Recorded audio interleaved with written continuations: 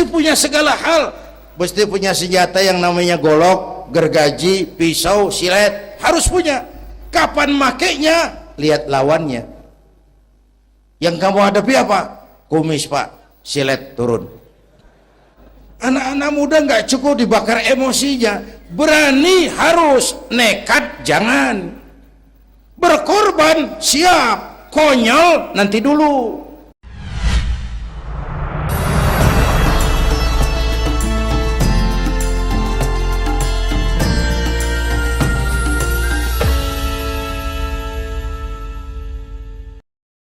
Seneng nggak? Kenapa seneng? Karena boleh pulang. Orang pulang seneng.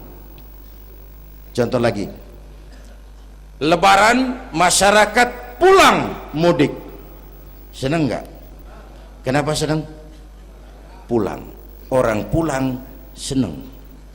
Sekarang selesai hidup di dunia, kita pulang kepada Allah, seneng nggak? Ragu-ragu, mau bilang senang takut besok gitu. Mestinya seneng dong pulang. Apa yang bikin pulang yang satu itu kok berat? Kelihatannya dua. Pertama, kita ini sering mencintai sesuatu berlebihan, berakar di hati. Datang saat pulang tidak siap menghadapi perpisahan. Ada yang bergantung di sini, pulang jadi berat. Kalau cinta Allah sepenuhnya, cinta alam seperlunya, pulang enak. Yang kedua, bekal nggak cukup, sengsara di jalan, pulang jadi berat. Nggak punya bekal kok pulang, itu nekat. Belum sempet sholat modar, kok berani amat nggak punya bekal pulang. Kalau bekal cukup, pulang itu menyenangkan. Karena apa? Itu satu keharusan.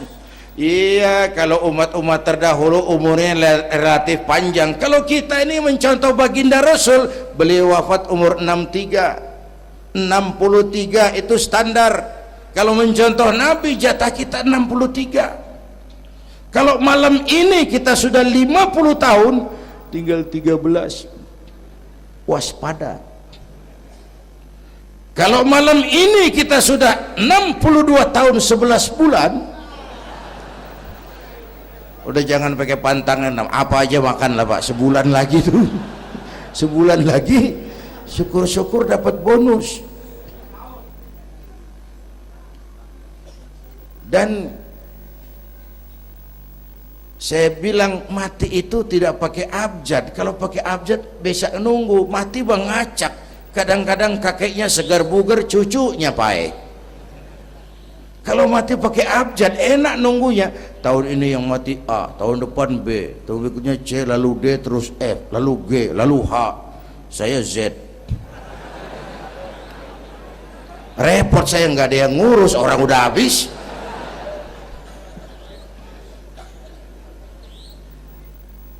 Bapak Ibu hadirin, malah aneh. Jam 6 pagi sopirnya mati, jam 10 siang 4 jam kemudian Mbah Suripnya yang mati. Sebelum mati dia pesan sama teman saya W.S. Rendra, Mas, saya kalau mati tolong dikubur di bengkel teater Depok. Monggo, dikubur sama Rendra. Belum seminggu Rendranya ngikut, mati. 1 bulan sebelum Rendra, lebih dahsyat lagi, Michael Jackson mati. The King of Pop, raja pop dunia, mati. Apalagi penyanyi keroncong, lebih mati lagi. Ada hidup sesudah mati, ada akhirat sesudah dunia. Semua kita perantau, dan perantau harus pulang. Bapak Ibu hadirin yang saya hormati, oleh karena itu, dengan semangat itu, ayo kita tingkatkan ibadah kepada Allah Subhanahu. Penutup, Isra Mi'raj itu filter. Setelah terjadi peristiwa itu kelihatan, yang beriman makin mantap, ini golongan Abu Bakar Siddiq. Yang kafir makin kurang ajar, ini golongan Abu Jahal, Abu Lahab, Abu Sufyan. dan abu-abu lain kumpul di situ. Yang ragu-ragu kafir lagi. Ini kristalisasi. Maka dengan memperingati Isra Mi'raj ditambah dengan semangat sholat berjamaah, ayo kita jaga kesatuan, persatuan, kerukunan dan kekompakan. Bapak Ibu hadirin yang saya hormati, saya bersyukur walaupun belum pernah hadir, tapi saya tahu tiap minggu pagi pengajian Kiai Uci ini dibanjiri oleh jamaah. Alhamdulillah, kita doakan beliau diberikan kekuatan dan pengajian jalan terus sampai kira-kira kiamat, kurang seminggu. Jangan sampai kiamat lah, ngeri. Saudara-saudara, itu yang kita perlukan sekarang.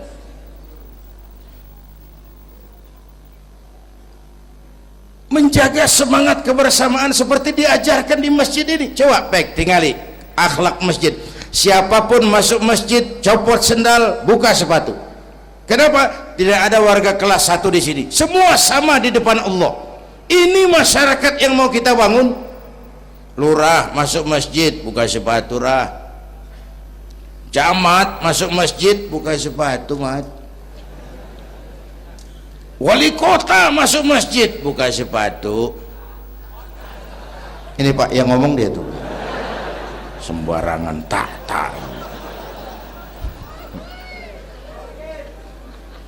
Gubernur masuk masjid buka sepatu, Nur. Presiden masuk masjid buka sepatu, Den. Ini masyarakat yang mau kita bangun. Kan keadilan di negeri kita ini masih mahal. Hukum masih sering seperti pisau, tajam ke bawah, tumpul ke atas. Kalau yang kecil salah, hukum cepat-cepat ditegakkan. Yang besar salah, cicing wae, pura-pura tenyaho. Itu yang melukai rasa keadilan. Bapak Ibu hadirin yang saya hormati, itu yang melukai rasa keadilan. Kalau mau lapor kehilangan ayam, itu harus jual kambing. Ingin menang berperkara, jual sapi. Ngurusin ayam hilang kok jual kambing, jual sapi. Itu harga keadilan yang harus kita bayar. Karena itu ke depan belajar dari sejarah, kita bukan cuma perlu pemimpin pinter, tapi juga benar. Malahan lebih baik benar enggak tapi pintar ketimbang pintar tapi enggak benar. Capek dibohongi pemimpin yang cuma pintar tapi enggak benar. Disuruh ngurus beras malah nimbun beras, disuruh ngurus laut jadi bajak laut, disuruh ngurus hutan rame-rame jadi orang hutan. Gitu. Kita rindu munculnya sosok-sosok macam Umar bin Abdul Aziz. Punten nih, itu Umar bin Abdul Aziz waktu terpilih jadi khalifah, yang pertama diucapkan innalillahi wa inna ilaihi raji'un. Terpilih jadi presiden, bukan alhamdulillah, innalillah. Pagi dilantik, malam pesta. Pesta apa? Dangdut? Enggak. Pesta air mata. Di mana? Di mihrab dalam masjid, sujud sambil berlinang air mata. Istrinya tanya, "Bang?" "Iya sayang." "Oh, udah dengerin aja, orang improvisasi." "Iya sayang, abang kan sekarang jadi khalifah." "Kenapa nangis, Pak?" "Itu Fatimah, itu sebabnya saya nangis, karena saya dipilih aklamasi secara sebagai khalifah. Setelah jadi pemimpin yang terbayang oleh saya, yatim piatu yang merintih kelaparan, janda-janda tua yang perlu bantuan, rakyat saya yang belum bisa menemukan haknya secara wajar, saya takut saya zalim kepada mereka. Saya nangis mohon pertolongan Allah." Pagi dilantik, malam pesta, tahajud. Esok harinya karena pemimpin baru, banyaklah pejabat-pejabat, gubernur cari muka. Namanya presiden baru, ada yang kirim emas, pakaian mahal, berlian, mutiara, dikumpulkan sama istrinya. Umar tanya, Fatimah, iya bang, banyak hadiah yang kau terima? Banyak bang, intan, berlian, mutiara, emas. Kau senang? Saya senang bang. Oke, kalau kau senang itu hadiah intan, berlian, mutiara, kumpulkan sebanyak-banyaknya dan besok kita cerai. Tapi kalau kau sayang saya, itu hadiah intan, berlian, mutiara, jual, uangnya masukkan baitul mal untuk ngurus rakyat kita. Apa jawab istrinya? Istrinya pun istri beriman, gak mentang-mentang istri pejabat lalu ikut-ikutan borong proyek suaminya. Kata Fatimah, abang, iya sayang, apalah artinya intan berlian tanpa engkau di sisiku bang? Jual sajalah, jual untuk ngurus kepentingan rakyat. Yang nyata-nyata hadiah pribadi dijual ngurusi rakyat. Jangan yang sudah nyata-nyata milik rakyat masih disunatan.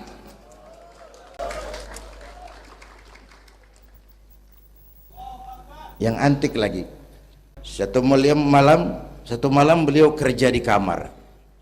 Pakai lampu templok. Nulis. Datang seorang tamu. Assalamualaikum ya Amirul Mukminin. Waalaikumsalam. Silakan duduk. Ada apa? Enggak, cuman mau ngobrol. Urusan pribadi khalifah, kita kan teman lama. Oke, baik. Beliau berdiri, lampunya dipadamkan. Ditiup, mati. Gelap kamar. Ayo kita ngobrol. Tamunya heran.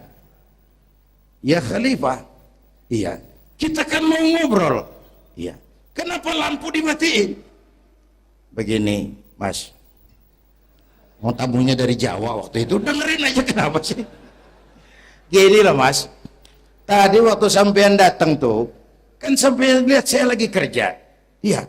Saya kerja tadi ngurusi rakyat. Tentu.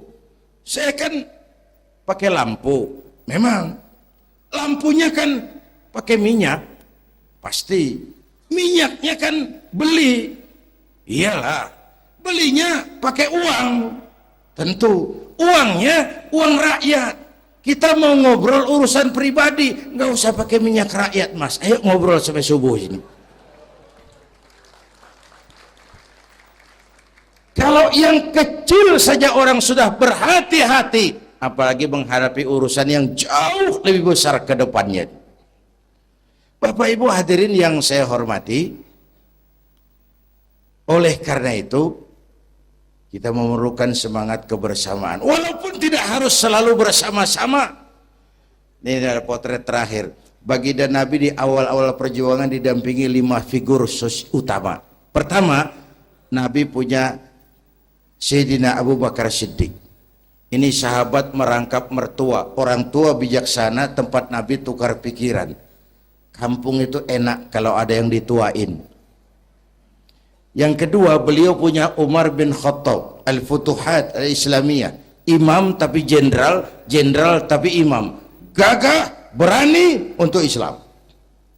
Selesai? Belum. Yang ketiga, Nabi punya Utsman bin Affan, pengusaha tapi santri, penyandang dana. Umat akan maju kalau banyak punya Utsman.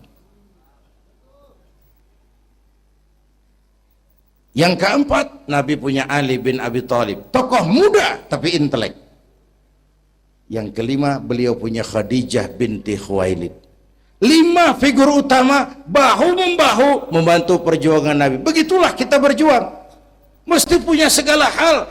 Mesti punya senjata yang namanya golok, gergaji, pisau, silet. Harus punya. Kapan makainya? Lihat lawannya. Yang kamu hadapi apa? Kumis pak, silet turun. Yang kamu hadapi apa? Akar kayu nangka pak, kampak maju. Ini kita sering emosi nggak para rugu. Yang dihadapin kumis, kampak yang maju. Urusan nggak selesai bibir bongkar. Anak-anak muda nggak cukup dibakar emosinya. Berani harus, nekat jangan. Berkorban siap, konyol nanti dulu, mati syahid ayo, mati sangit jangan. Berani sama nekat tipis loh bedanya. Berani harus, nekat jangan. Berkorban siap, konyol nanti dulu.